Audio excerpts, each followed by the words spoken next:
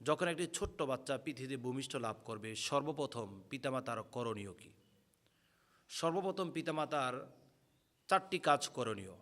এক নম্বর হচ্ছে আল্লাহ সুবহানাহু ওয়া তাআলার প্রশংসা করা, আল্লাহ সুবহানাহু ওয়া তাআলার শুকরিয়া আদায় করা, আল্লাহ তাআলার কাছে মস্তক অবনত করে আল্লাহ তাআলার কাছে বলা, আল্লাহ আপনি আমাকে কন্যা সন্তান অথবা পুত্র সন্তান দান করেছেন, আপনার দরবারে শুকরিয়া। সন্তান ভূমিষ্ঠ লাভ হওয়ার পরে দ্বিতীয় নম্বর কাজ হচ্ছে সন্তানের ডান কানে আজান, বাম কানে ইকামত প্রদান করা।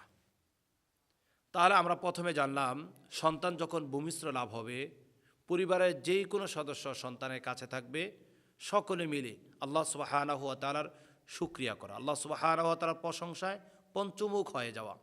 সেকেন্ড কাজ হচ্ছে ডান কানে আজান, বাম কানে ইকামত প্রদান করা। আজকে আমরা দেখি আমাদের সন্তানরা জন্মলাভ করলে আজান দেওয়ার রুলস বা নীতি আমাদের সমাজ থেকে উঠে গিয়েছে। এটা ভুল একটি সিদ্ধান্ত, সুন্নাহর পরিপন্থীময় একটি কাজ। তৃতীয় নম্বর কাজ হচ্ছে তাহনিক করা, অর্থাৎ মিষ্টান্নমুখ করা, খেজুর খাওয়ানো। খেজুর খাওয়ানোর মাধ্যমে আল্লাহ সুবহানাহু ওয়া তাআলার রাসূলের একটি সুন্নাহকে প্রতিষ্ঠিত করা হয়। নবী মুহাম্মদুর রাসূলুল্লাহ সাল্লাল্লাহু আলাইহি ওয়াসাল্লাম অন্যতম নাতি ইমাম হাসান, ইমাম হুসাইন যখন পৃথিবীতে ভূমিষ্ঠ লাভ করেছেন, নবী মুহাম্মদুর রাসূলুল্লাহ সাল্লাল্লাহু আলাইহি সাল্লাম খেজুর চিবিয়ে তাদের মুখে দিয়েছেন। এমন অনেক সাহাবা আজমাইন যখন একেবারে ছোট ছিল, তার নিকটবর্তী আত্মীয়রা রাসূলের কাছে এনে দিতেন, তখন রাসূল সাল্লাল্লাহু আলাইহি সাল্লাম এই কাজটা করতেন। এই কাজটা করার পরে, এই 3টি কাজ করার পরে চতুর্থ নম্বর কাজ হচ্ছে তার নিকটবর্তী দূরবর্তী আত্মীয়দের কাছ থেকে সন্তানের জন্য দোয়া চাওয়া।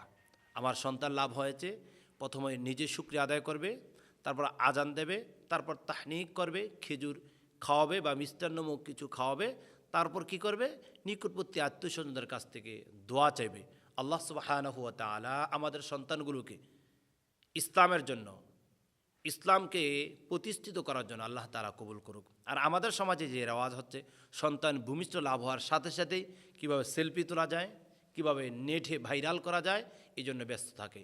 এই কাজগুলো ঘৃণিত কাজ, অন্যায়মূলক কাজ। এগুলো না করে নবী মুহাম্মদুর রাসূলুল্লাহ সাল্লাল্লাহু আলাইহি ওয়াসাল্লামের দিক নির্দেশনা অনুযায়ী যে কাজগুলো আছে সেগুলো আমরা করার চেষ্টা করব ইনশাআল্লাহ।